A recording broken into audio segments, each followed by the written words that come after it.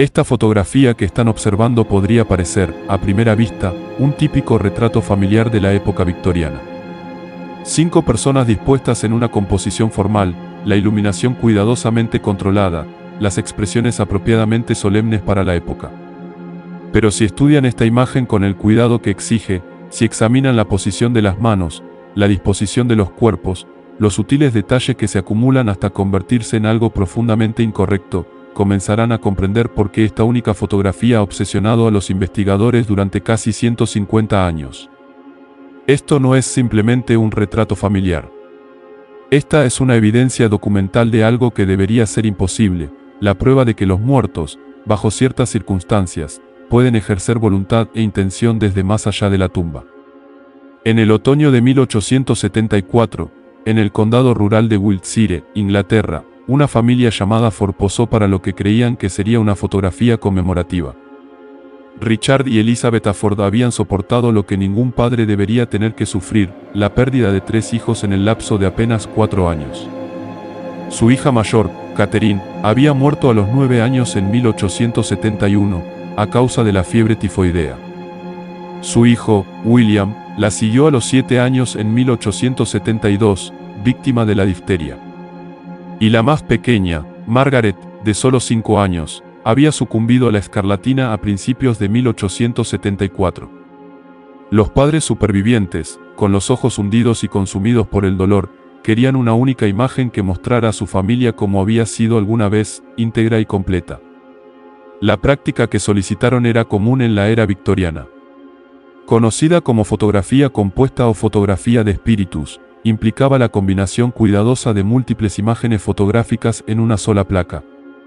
Un fotógrafo tomaba retratos post-mortem individuales de los fallecidos y luego, mediante una cuidadosa manipulación en el cuarto oscuro, integraba esas imágenes con una fotografía de los familiares vivos. El resultado pretendía proporcionar consuelo a los afligidos, una representación visual de la familia reunida, aunque solo fuera en el plano bidimensional de la fotografía. Los Ford encargaron el trabajo a un fotógrafo llamado Arthur Pemberton, un hombre con una reputación establecida en la región por su trabajo conmemorativo y post-mortem. Pemberton era conocido por su precisión técnica y su sensibilidad al tratar con familias en duelo. Había creado docenas de retratos compuestos a lo largo de sus 15 años de carrera, y el proceso se había vuelto rutinario para él. Primero colocaba a los sujetos vivos, lo fotografiaba con atención meticulosa a la iluminación y la composición, y luego, en su cuarto oscuro, integraba las imágenes post-mortem de los fallecidos en las posiciones apropiadas dentro del marco. Lo que Arthur Pemberton no podía saber, lo que nadie podría haber anticipado, era que el compuesto de los Ford se convertiría en algo completamente diferente a todo lo que había creado antes. La fotografía que emergió de su cuarto oscuro desafiaría a Ever y su posición sobre la naturaleza de la conciencia, el límite entre la vida y la muerte, y la pregunta fundamental de si la conciencia puede persistir más allá de la disolución del cuerpo físico. El estudio de Arthur Pemberton estaba ubicado en la ciudad mercantil de Devizes, un establecimiento modesto que servía a las comunidades rurales circundantes. Él había fotografiado a los 3 niños Ford en la muerte, creando los retratos conmemorativos estándar que las familias victorianas atesoraban. Cada sesión post-mortem se había llevado a cabo con cuidado profesional. A Catherine se la había posado en una posición sentada, con las manos cruzadas sobre su regazo, sus ojos cerrados con una apariencia de sueño pacífico. A William se lo había fotografiado yaciendo en reposo, con su soldadito de juguete favorito colocado en su pequeña mano. A Margaret, la más pequeña, se la había dispuesto en una pequeña chaise longue, rodeada de sus muñecas, como si se hubiera quedado dormida durante el juego. Pemberton había guardado las placas originales de estas sesiones, como era su práctica. Las familias a veces solicitaban copias adicionales. Y mantener los negativos aseguraba que él pudiera cumplir con esas peticiones. Cuando Richard Ford se acercó a él para crear un retrato familiar compuesto, Pemberton aceptó de inmediato. Había realizado este servicio para otras familias y comprendía el profundo consuelo que podía brindar a padres que luchaban contra el dolor. La sesión con los Ford vivos se programó para una gris tarde de octubre de 1874. Richard y Elizabeth llegaron al estudio de Pemberton vestidos con sus mejores ropas de luto.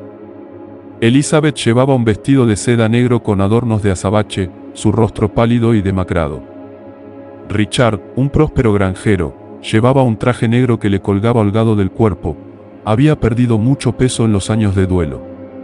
Pemberton pasó casi una hora colocándolos en el estudio, posicionándolos contra un fondo neutro, ajustando la iluminación para asegurar que sus rasgos quedaran claramente capturados. Los Afford se sentaron con la rigidez formal común en la fotografía victoriana, necesaria para mantenerse inmóviles durante los largos tiempos de exposición. La cámara de Pemberton requería una exposición de 30 segundos bajo las condiciones de iluminación del estudio.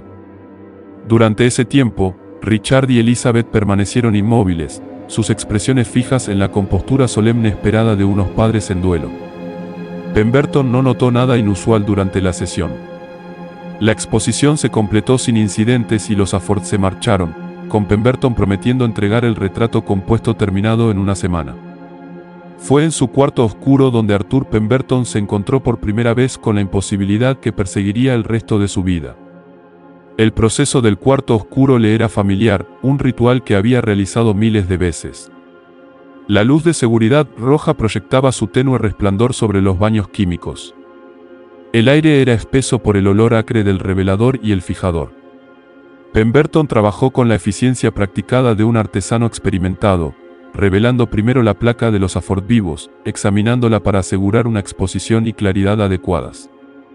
La imagen de Richard y Elizabeth Afford emergió del baño químico con una claridad perfecta.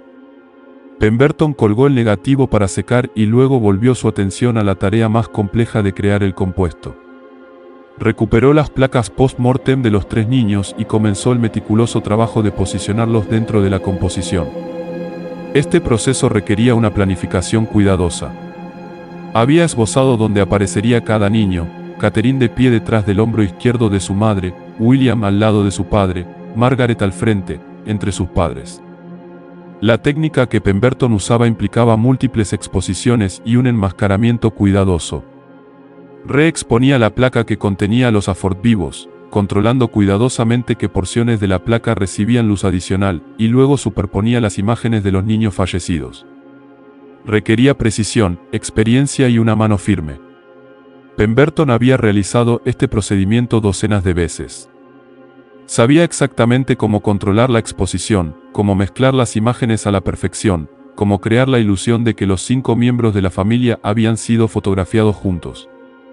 Pero cuando Pemberton reveló la placa compuesta, lo que emergió del baño químico no fue lo que había planeado. La imagen mostraba a los 5 Afford juntos, como se pretendía. Pero los 3 niños fallecidos no estaban en las posiciones que Pemberton había designado. Se habían dispuesto de manera diferente. Catherine Afford no estaba de pie detrás del hombro izquierdo de su madre, sino detrás de su derecho. Su mano, que Pemberton no había posado de esa manera en la fotografía post-mortem original, descansaba sobre el hombro de Elizabeth en un gesto de consuelo. William no estaba junto a su padre, sino entre sus padres, su pequeña mano extendiéndose para agarrar la mano de su padre, una conexión que Pemberton no había fotografiado, que no pudo haber sido capturada en la sesión post-mortem original porque la mano de William estaba cruzada sobre su pecho. Y Margaret, la más pequeña, aparecía en primer plano, sí, pero estaba ligeramente girada hacia su madre. Su expresión no era la tranquila repose de la muerte, sino algo completamente distinto, una conciencia, una atención que sugería conciencia. La primera suposición de Pemberton fue que había cometido un error en el proceso del cuarto oscuro, que la fatiga o la distracción lo habían llevado a posicionar las imágenes incorrectamente. Examinó sus bocetos, sus notas, las placas post-mortem originales. No había error. Las fotografías originales mostraban a los niños exactamente como los recordaba. Pero en el compuesto, se habían movido. Se habían reorganizado. Un fotógrafo profesional no abandona fácilmente las explicaciones racionales. Pemberton consideró every posibilidad. Tal vez había usado inadvertidamente placas diferentes, unas que no recordaba haber creado. Tal vez había habido un intento previo de un compuesto que había olvidado. Quizás los productos químicos de su cuarto oscuro se habían degradado de alguna manera, creando distorsiones ópticas. Examinó cada una de estas hipótesis con cuidado metódico. Ninguna explicaba lo que estaba viendo. El aspecto más inquietante no era simplemente el cambio de posición. Era el contacto.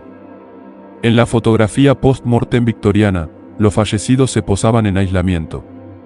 Podían ser fotografiados con accesorios, con muebles, rodeados de flores o posesiones personales, pero no se los fotografiaba tocando a otras personas. Los muertos no tendían la mano a los vivos. Sin embargo, en el compuesto de Pemberton, los niños a Ford estaban tocando a sus padres. La mano de Catherine en el hombro de su madre. William agarrando la mano de su padre. Margaret apoyándose ligeramente contra el vestido de su madre. Estos gestos de conexión, de contacto físico entre los vivos y los muertos, nunca antes habían sido capturados en ninguna placa fotográfica. Pemberton no los había dispuesto. No los había posado. No deberían existir en la imagen. Y sin embargo, ahí estaban, claros e innegables. Pemberton tomó una decisión que definiría el resto de su carrera.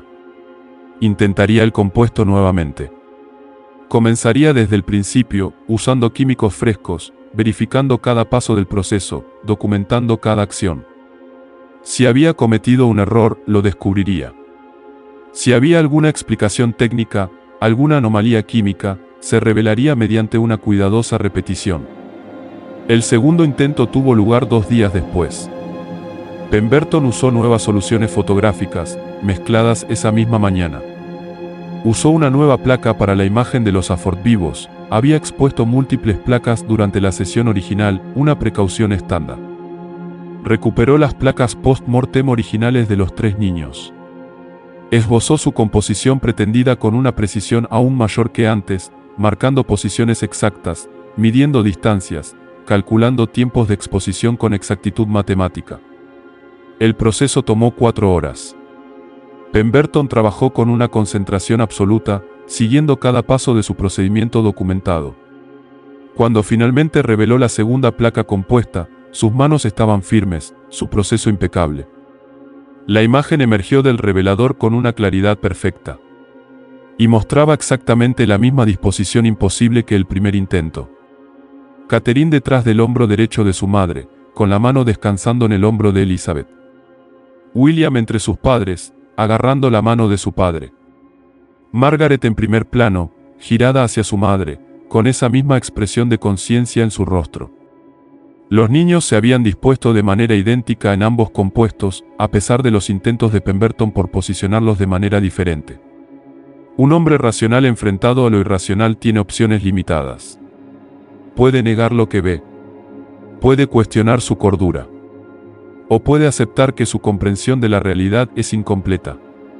Pemberton, para su crédito, eligió el tercer camino. Documentó lo que había observado con precisión científica. Escribió notas detalladas describiendo ambos intentos, sus métodos, sus observaciones. Selló ambas placas compuestas en estuches separados, etiquetándolas Intento 1 e Intento 2. Y luego tomó una decisión que tendría implicaciones profundas. Decidió intentar el compuesto 4 veces más. Para un total de 6 intentos.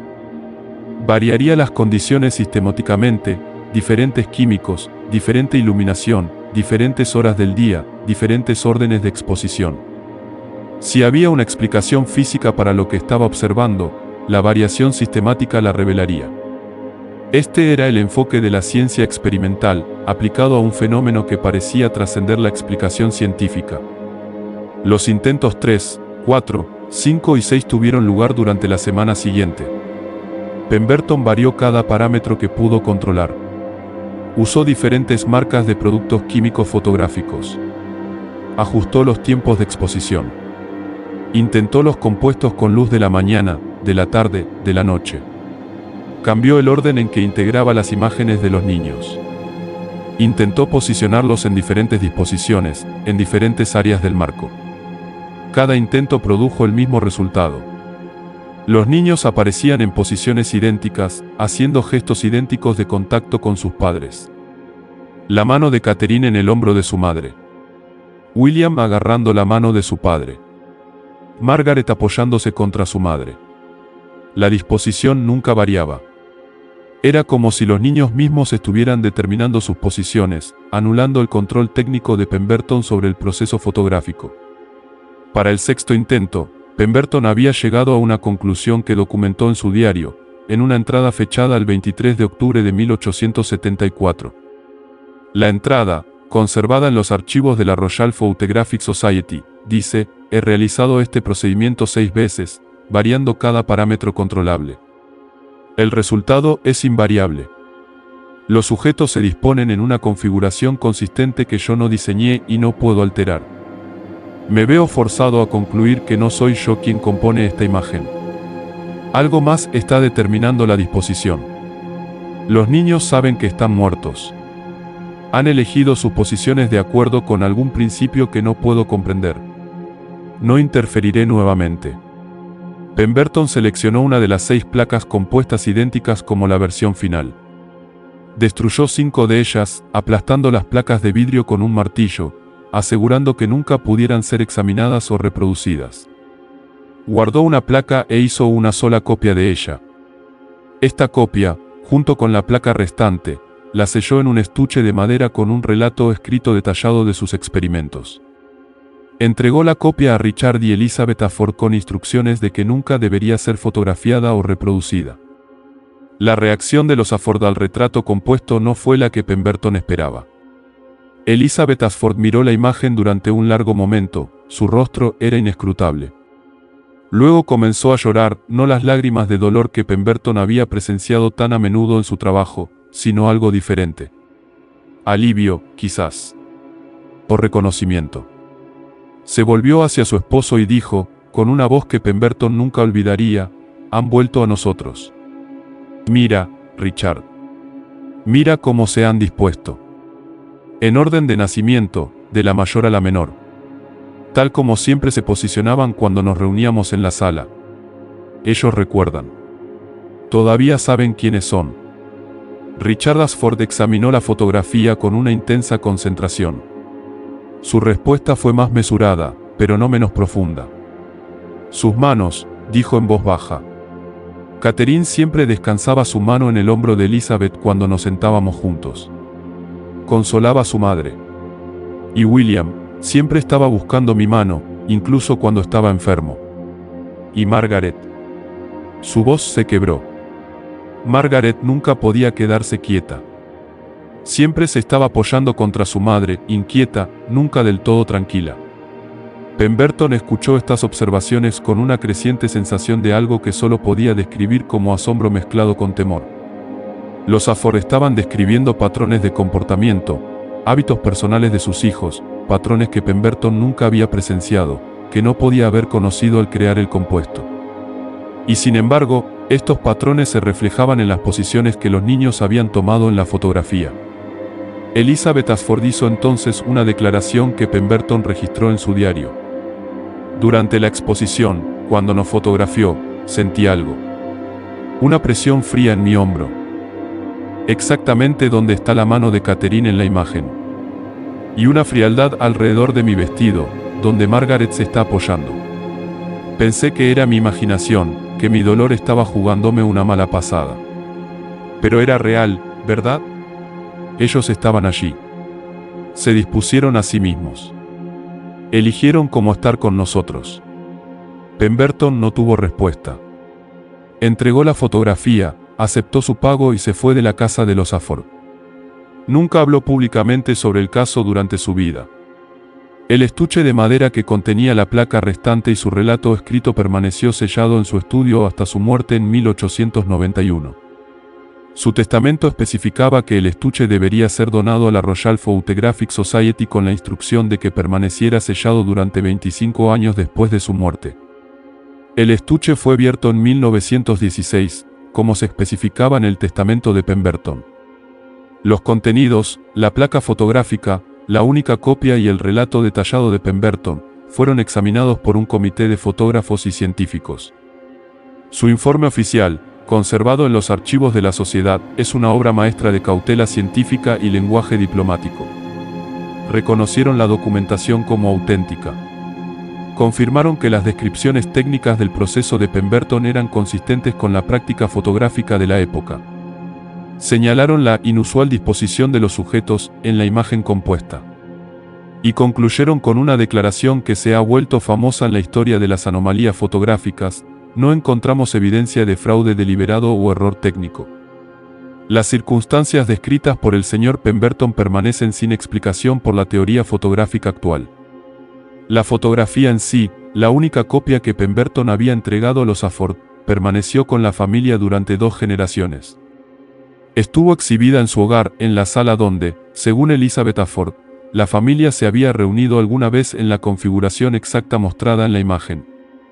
Los miembros de la familia informaron sentirse reconfortados por la fotografía, pero también inquietos. Los visitantes a la casa de los Afford a menudo comentaban sobre ella, señalando que había algo inusual en la imagen, aunque les costaba articular exactamente qué parecía estar mal. No fue hasta 1923 que la fotografía atrajo seria atención académica. La doctora Margaret Westbrook, una psicóloga de la Universidad de Oxford interesada en el fenómeno de la pareidolia, la tendencia humana a percibir patrones significativos en estímulos aleatorios, se topó con una referencia al compuesto de los Afford en los archivos de la Royal Photographic Society. Intrigada por el relato de Pemberton, contactó a la familia Ashford y solicitó permiso para examinar la fotografía. Lo que la doctora Westbrook descubrió durante su examen lanzaría un programa de investigación que continuaría, en varias formas, durante los siguientes 70 años. Sus observaciones iniciales, realizadas durante una visita de 3 días a la casa de los Afford en 1923, fueron documentadas en un artículo que publicó más tarde ese año en el Journal of Psychological Research. El artículo, titulado Percepción anómala en la fotografía post-mortem compuesta, un estudio de caso, describía varias propiedades inusuales de la fotografía de los Afford. Primero, Westbrook señaló que la disposición de los 3 niños fallecidos, aunque inusual, no era en sí misma imposible mediante la técnica de fotografía compuesta. Sin embargo, la consistencia del posicionamiento a lo largo de los 6 intentos de Pemberton, documentada en su relato sellado, sugería algo más allá de la habilidad técnica. La probabilidad de lograr un posicionamiento idéntico en 6 intentos independientes, cada uno con condiciones de exposición ligeramente variadas, era estadísticamente insignificante. Segundo, Westbrook realizó experimentos con observadores que veían la fotografía. Llevó a 20 sujetos a la casa de los Afford y les pidió que examinaran la imagen mientras ella registraba sus respuestas. Los resultados fueron sorprendentes.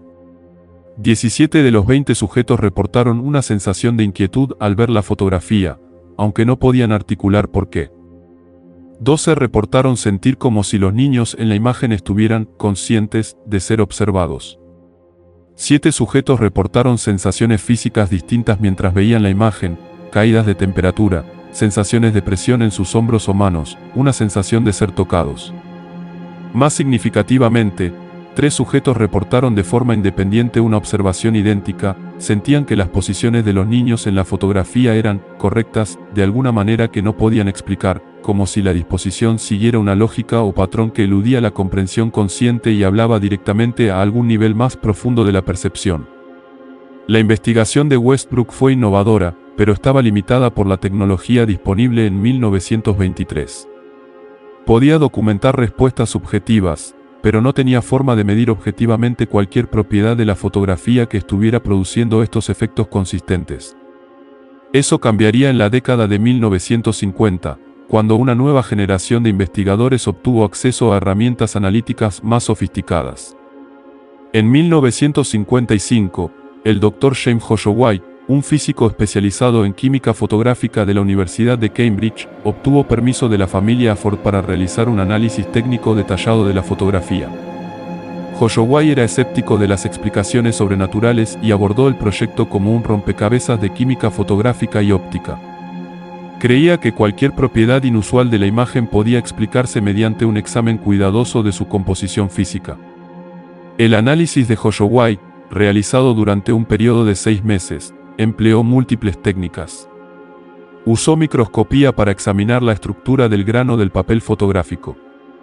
Realizó análisis espectroscópico de la composición química. Usó fluorescencia de rayos X para identificar elementos metálicos en la imagen. Midió la reflectancia de la luz en diferentes áreas de la fotografía. Estaba buscando alguna anomalía en la estructura física de la imagen que pudiera explicar los efectos psicológicos consistentes reportados por los observadores. Lo que Hoshowai encontró fue a la vez decepcionante y profundamente desconcertante. La fotografía era, desde un punto de vista técnico, completamente ordinaria. La composición química era consistente con la impresión estándar victoriana de gelatina de plata. La estructura del grano no mostraba anormalidades. La densidad de los depósitos de plata seguía patrones esperados. No había capas ocultas, ni materiales inusuales, ni evidencia de manipulación o anomalías químicas. La fotografía era, por cada parámetro medible, una fotografía compuesta victoriana normal. Sin embargo, los observadores continuaban reportando las mismas experiencias inusuales al verla. Hoshowai documentó esta paradoja en su informe final. La imagen produce efectos psicológicos consistentes en múltiples observadores, efectos que sugieren la presencia de información más allá de lo que puede detectarse mediante análisis químicos u ópticos. Nos enfrentamos a la posibilidad de que la fotografía contenga una forma de información que no está codificada en su estructura física de ninguna manera que comprendamos actualmente. El informe de Hoshowai debería haber terminado con el programa de investigación. Si la fotografía no mostraba anomalías físicas, entonces los efectos que producía debían ser puramente psicológicos, quizás un resultado de la sugestión, la expectativa, o el poder del contexto y la historia de la imagen.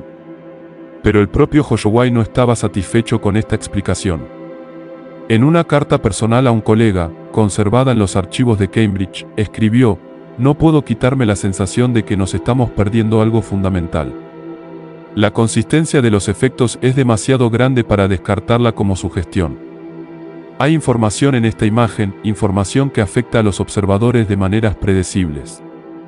Pero esa información no está almacenada en la emulsión fotográfica o en el papel. ¿Dónde, entonces, está almacenada?". La pregunta que planteó Hoshowai permanecería sin respuesta durante otros 30 años, hasta que los avances en neurociencia e imágenes cerebrales proporcionaron nuevas herramientas para la investigación. En 1985, la doctora Sarah Chen, una neurocientífica del University College London, propuso un nuevo enfoque para estudiar la fotografía de los AFOR. En lugar de analizar la imagen en sí, analizaría lo que sucede en el cerebro humano al ver la imagen. La investigación de Chen, realizada entre 1985 y 1989, utilizó imágenes por resonancia magnética funcional, fMRI, para mapear la actividad cerebral en sujetos que veían la fotografía de los AFOR. Su protocolo fue riguroso. Los sujetos vieron múltiples imágenes en orden aleatorio, incluyendo la fotografía de los AFOR, retratos familiares victorianos estándar, otras fotografías compuestas post-mortem e imágenes de control. Ni los sujetos ni los investigadores que administraban las pruebas sabían qué imágenes eran cuáles hasta que la recolección de datos estuvo completa. Los resultados de la investigación de Chen se publicaron en 1990 en la revista Nature Neuroscience y causaron una controversia significativa. La fotografía de los AFOR produjo un patrón distintivo de actividad cerebral que era marcadamente diferente al de cualquiera de las imágenes de control. Lo más significativo fue que ver la fotografía de los AFOR activaba redes neuronales asociadas con la cognición social, los sistemas cerebrales responsables de comprender que otros seres tienen pensamientos, sentimientos e intenciones. Este patrón de activación normalmente ocurre durante las interacciones cara a cara con personas vivas, o cuando se piensa en los estados mentales de otros. No debería activarse en respuesta a una fotografía, especialmente a una fotografía de sujetos fallecidos. Sin embargo, en 30 sujetos, el patrón fue consistente. El cerebro estaba respondiendo a la fotografía de los AFOR como si representara seres conscientes e intencionales. La investigación de Chen fue más allá.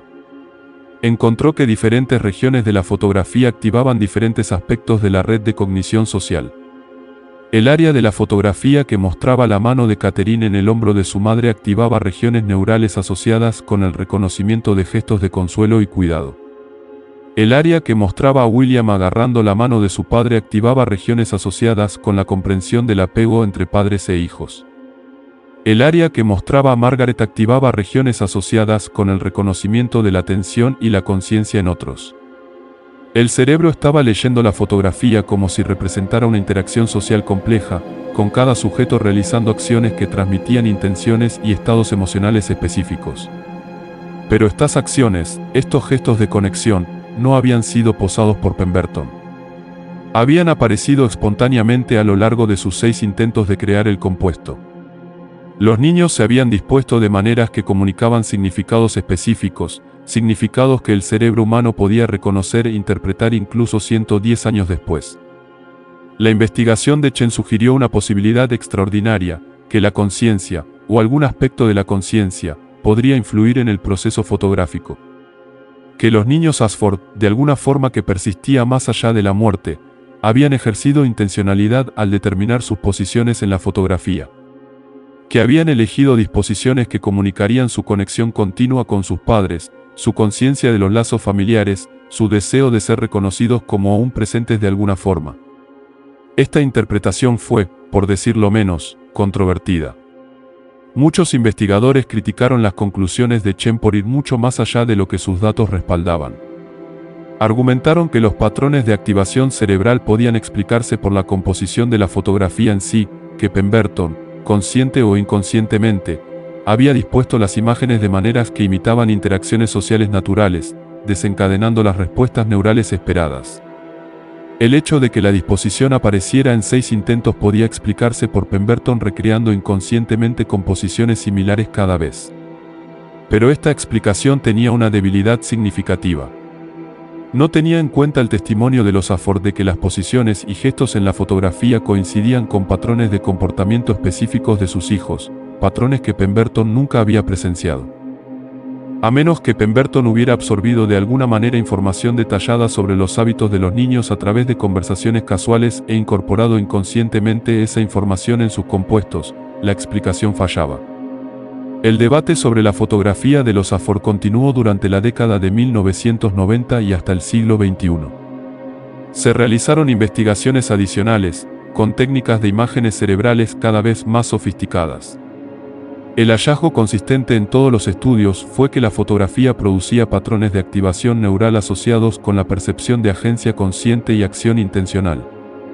Si esto se debía a propiedades de la imagen en sí o a algún rastro genuino de conciencia que había influido en el proceso fotográfico, seguía siendo una pregunta abierta. La fotografía en sí permaneció con la familia Ashford hasta 2003, cuando el último descendiente directo la donó al Museo Británico con la estipulación de que se usara solo para fines de investigación legítimos y nunca se reprodujera comercialmente. El departamento de fotografías del museo aceptó la donación y colocó la imagen en un almacenamiento de acceso restringido. El acceso requiere una justificación por escrito y la aprobación de un comité de revisión. Solo un puñado de investigadores ha obtenido permiso para ver el original en los últimos 20 años.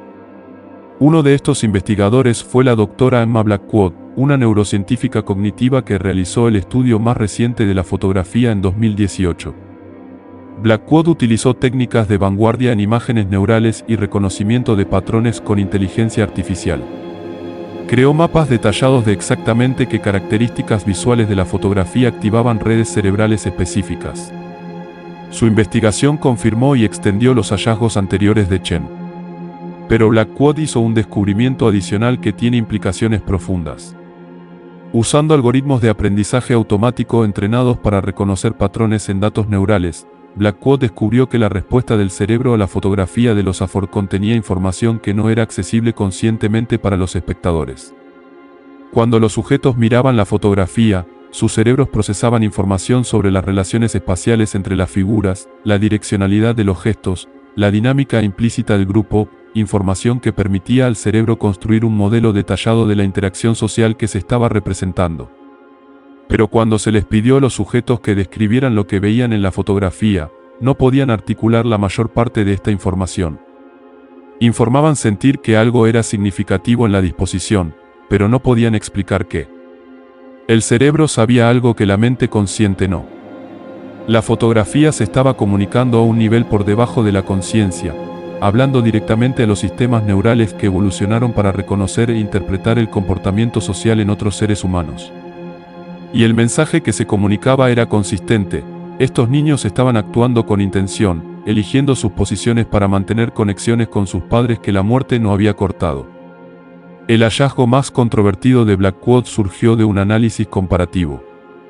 Hizo que los sujetos vieran la fotografía de los Afford junto con fotografías de familias vivas en poses similares, así como otras fotografías compuestas victorianas.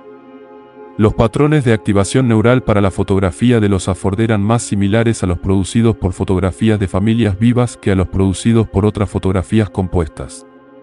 A nivel neural, el cerebro estaba tratando a los niños Afford como agentes conscientes y vivos, no como imágenes de los fallecidos. Este hallazgo plantea una pregunta que permanece sin respuesta: ¿qué está detectando el cerebro? ¿Qué características de la fotografía de los Afford hacen que los sistemas neurales responsables de la cognición social se activen como si estuvieran viendo seres vivos e intencionales? ¿Es algo en la estructura compositiva que imita las firmas visuales de la conciencia? ¿O es algo más, algo que 140 años de investigación no han logrado identificar? Hoy, casi 150 años después de que Arthur Pemberton creara su compuesto imposible, la fotografía de los Afford permanece en el almacenamiento restringido del Museo Británico. El estuche de madera que Pemberton selló en 1874, que contiene su relato escrito y la placa fotográfica sobreviviente, descansa a su lado. El personal del museo que ha tenido ocasión de acceder al área de almacenamiento reporta experiencias consistentes con lo que los observadores han descrito durante más de un siglo: una sensación de inquietud, una sensación de ser observado, la ocasional sensación de presión fría en hombros o manos. La fotografía en sí no muestra signos de deterioro. La emulsión de gelatina de plata permanece estable, la imagen tan clara como cuando Pemberton la imprimió por primera vez. La mano de Catherine Ford todavía descansa en el hombro de su madre. William todavía agarra la mano de su padre. Margaret todavía se apoya contra el vestido de su madre. Su expresión todavía mantiene esa cualidad de conciencia que ha inquietado a los observadores durante generaciones. El debate científico sobre la fotografía continúa. Algunos investigadores mantienen que todas sus propiedades inusuales pueden explicarse mediante una combinación de psicología de la composición, el poder de la sugestión y la tendencia humana a encontrar significado en estímulos ambiguos.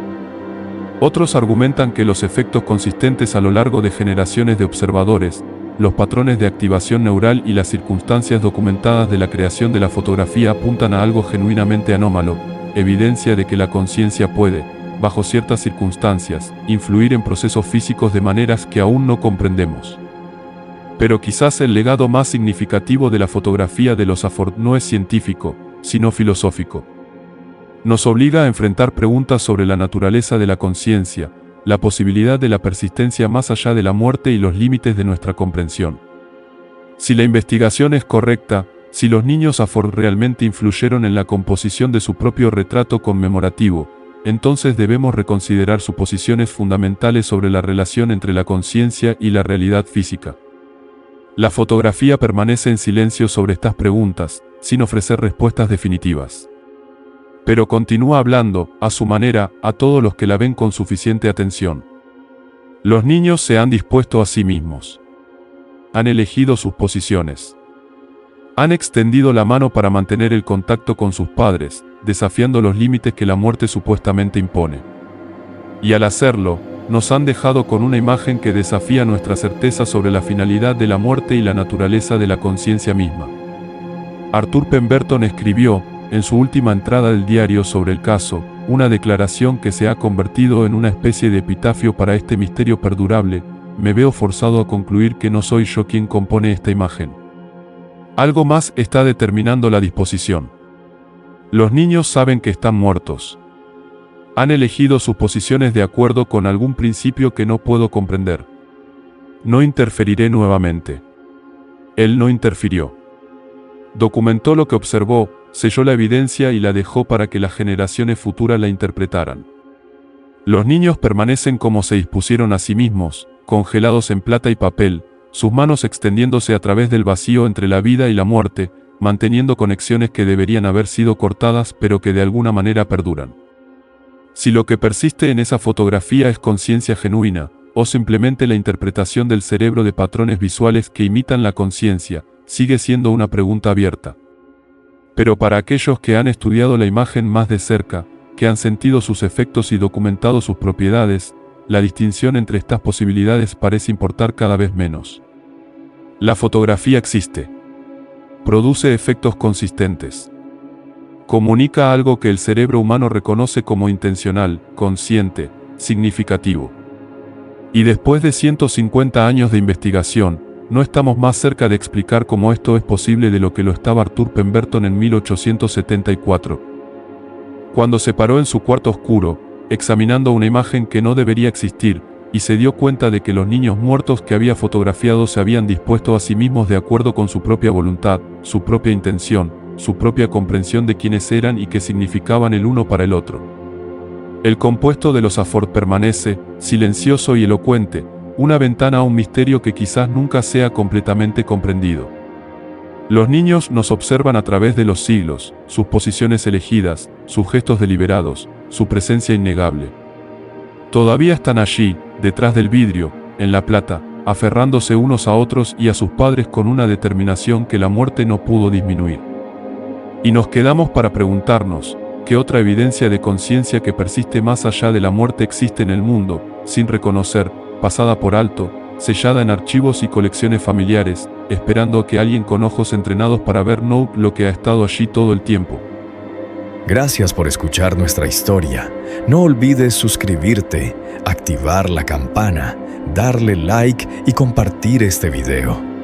Explora nuestras otras crónicas y sigue descubriendo los terrores olvidados del pasado.